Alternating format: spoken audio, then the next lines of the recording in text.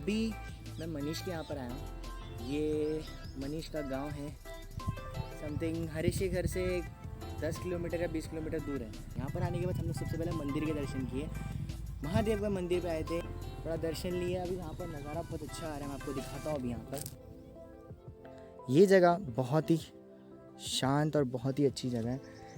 पर इसलिए आए थे क्योंकि मनीष के घर पे सारे कपड़े रखे हुए थे, इसलिए आपको चेंज दिख रहे हैं। और अपना हरीश भाई आएगा। हरीश भाई, नमो नमः। नमो नमः। संस्कृत है नमस्ते का। ये जो यहाँ पर है ना, ये कब्रें बनाई जा रही हैं। कब्र क्यों? जो मरेगा उसकी कब्र। अच्छा, मतलब कब्रिस्तान है ये? कब्रिस्तान बनाया जाएगा या तो फिर कुछ और बनाया जाएगा। मेरे को उसने बोला कब्र है। और यहाँ पर मतलब अगर कब्र बनती है तो भोलेनाथ और कब्र, भस्म, पता है ना, भोलेनाथ को भस्म से बहुत प्रेम है। भस्म में रहते हैं वो हमेशा।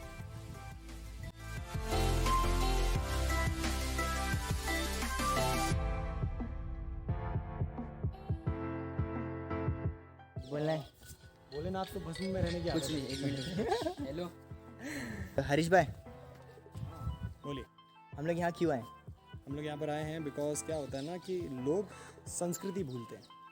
हमेशा याद रखना, लोग संस्कृति भूलते हैं। आज के टाइम पर मोबाइल ने इतना बिगाड़ दिया है ना, जहाँ लोग मंदिर और दरगाह में टाइम स्पेंड करते थे ना, उस जगह पर आजकल लोग टिकटॉक और व्हाट्सएप पे स्पेंड करते हैं, इंस्टाग्राम भी। एग्जैक्टली। तो अब कैसा सीन है पता है, जब कभी भी आपको मौका मिल रहा है, जाओ संस्कृति दिखाओ और लोगों में शेयर करो।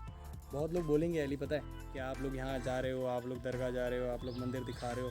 क्यों दिखा रहे हैं भाई? क्योंकि देखो यार, संस्कृति अगर अपनी है तो अपनी संस्कृति दिखाने में प्रॉब्लम है। और क्या होता है ना, बहुत बार ये जो ऐप्स है ना, ऐसा नहीं, गलत है, करो, लेकिन संस्कृति लोग भूल जाते हैं। गायत्री मंत्र किसी को नहीं पता होगा है आजकल। तो लोग, पहले क्या होता था, पहले पता है मौलाना के यहाँ पे कुरान पढ़ाते थे, ठीक है, अभी भी पढ़ाते हैं, लेकिन कैसा होता है पता है, पहले पेरेंट्स जो होते थे ना, अपने बच्चों को भेजते थे। अभी वो लोग इस चीज़ से थोड़ा नकार रहे हैं। वो लोग क्या बोलते पता है, इसकी जगह आप इंग्लिश के ट्यूशन में जाओ। ऐसा होता है भाई, क्या बात कर रहा है, मैंने देखा है। बोलते हैं इंग्लिश के ट्यूशन में जाओ। यार सीरियसली, ये एक चीज़ होती है ना जो लोगों को भूलनी नहीं चाहिए, और लोग इसी को भूल रहे हैं। मतलब सोचो, नहाना निर्मा साबुन से है, लेकिन लक्ष्य चाहिए। तो अब ये हरीश भाई ने बहुत डीपली बात बोला है। बहुत सब्सक्राइब करो मेरे चैनल। ये अपना मनीष है। हम तीनों आए हैं, एक्चुअली हम तीनों आए हैं। ये ट्रेन से आया है और हम दोनों बाइक से आए हैं। हम लोग राइडिंग करते करते आए हैं, और ये हमारे जो है ट्रेन में सफ़र करते करते आए हैं। ऐसा ब्लॉग नहीं, साथ में बनाते बनाते देख लो सब कुछ। तो इनका सफ़र भी काफ़ी सुहाना था, हमारा सफ़र थोड़ा सा हेक्टिक था। दोनों में थोड़ा सा फ़र्क है, लेकिन मज़ा दोनों तरफ। हम लोग इसलिए यहाँ पर आए थे, फर्स्ट ऑफ ऑल कि यहाँ पर थोड़ा जो है वीडियो बना लेंगे, अच्छा से सब लगेगा। और दूसरी बात ये कि हमारा जो बैग था यहाँ पर कपड़े का, वो यहाँ रखा हुआ था, तो हम लोग को वो भी लेना था। ये थोड़ा कंटिन्यू करना। मैं ना एक कहानी सुनाना चाहता हूँ, अगर आपको पसंद आए तो बताना। सुना ले। कल्चर में बहुत बार लोगों को ये सारी चीज़ों की कहानियों के बारे में पता नहीं है। पता है कि शंकर भगवान के साथ कितनी सारी कहानियाँ हुई हैं, इनकी कितनी सारी लीलाएं हैं।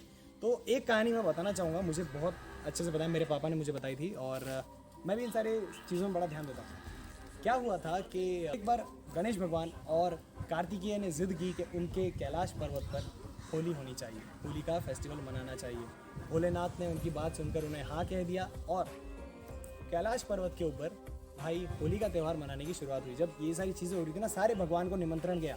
जब सारे भगवान को निमंत्रण गया ना आकाश, सारे भगवान तैयार थे। अब क्या हुआ कि जब भगवानों की टोली, इंद्र भगवान और उनके कुछ मित्र थे जो दूसरे सहयोगी भगवान थे, वो जब कैलाश की तरफ जा रहे थे, तो नीचे वहाँ पर उन्हें दिखे ऋषि दुर्वासा। अब ऋषि दुर्वासा कौन थे? ऋषि दुर्वासा वो थे जिनका गुस्सा बहुत तेज था। इनका गुस्सा इतना तेज था कि उन्होंने अपनी पत्नी को श्राप दे दिया था कि आपने मेरी जो यज्ञ है, जो मेरी तपस्या है, उसे आपने भंग किया है, और उन्होंने वहीं पर उसे भस्म कर दिया। ये उनका गुस्सा था। और उसके बाद उनकी पत्नी का भी एक उनके फल के रूप में उन्हें जाना जाता है, और पूजा में उस फल के बिना पूजा नहीं होती। अब सारे भगवान डर गए, इंद्र भगवान और सारे भगवान डर गए। सारे भगवान बोलने लगे कि अरे यार, अगर इनकी नींद हमसे खराब हो गई तो ना जाने ये क्या कर देंगे। आज महादेव के भवन में तो आज तो उत्सव है, हम क्या करें।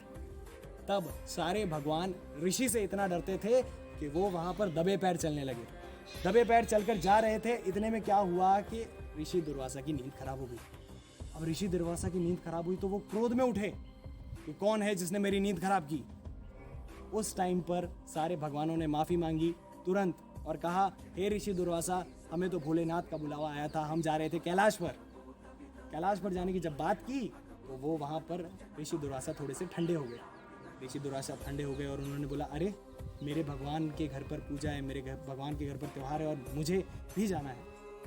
सारे भगवान डर गए। क्यों डरे? अभी तो भाई वो शांत हो गए थे ना, तो डरे क्यों? डरे इसलिए कि भाई अगर ऋषि दुर्वासा को कहीं और गुस्सा आ गया, कहीं कुछ हो गया, किसी के लिए अगर कुछ गलत निकल गया और साथ ही जाते अगर भगवानों से कुछ गलती हो गई तो बहुत ज़्यादा इशू हो जाएगा।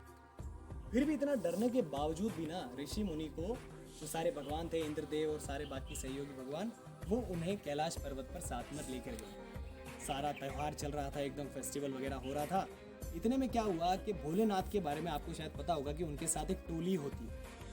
वो टोली जो है वो नाच रही थी, मगन थी और ऋषि दुर्वासा को भगवान शिव से मिलना था। तो ऋषि दुर्वासा तो मिलने जा रहे थे और ये भीड़ जो है वो नाचे जा रही थी। उन्हें जाने का मौका नहीं मिला और इतने में ऋषि मुनि को गुस्सा आ गया। ऋषि मुनि ने कहा शंकर भगवान को कि हे भगवान, तुम में इतना क्या गुरूर है जो तुम अपने भक्त को अपने भगवान से मिलने के लिए रोक रहे हो?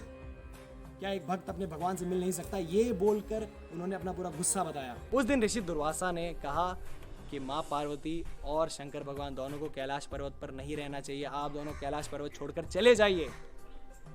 और माँ पार्वती और शंकर भगवान ने कैलाश छोड़ दिया।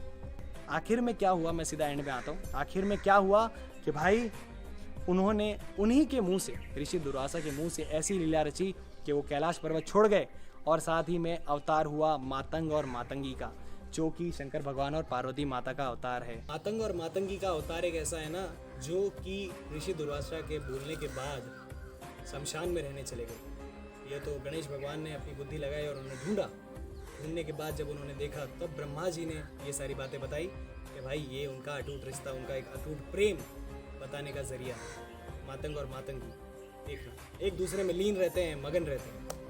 ये एक कुछ किस्से हैं जिनमें कि ये एक कहानियाँ हैं, एक कहानी है ये जो इतने सारे किस्सों में से होती है। तो ये कहानी थी जो मुझे बतानी थी, बाकी तो मंदिर के दर्शन कर लिए। तो अभी आपने हरीश भाई से एक स्टोरी सुनाया जो बहुत ही इंटरेस्टिंग लगी, मेरे को तो बहुत अच्छी लगी बाय द वे। और अगर आपको ऐसे टाइप की स्टोरी अगर आपको सुनना है ना, तो मेरे ब्लॉग में ऐसी स्टोरी आती रहेगी। तो अगर आपको इंटरेस्ट है, ये सब चीज़ें पसंद है, तो लाइक करो, शेयर करो, सब्सक्राइब करो, कमेंट कर दो नीचे आपको स्टोरी कैसी लगी। आगे देखते हैं, मिलते हैं।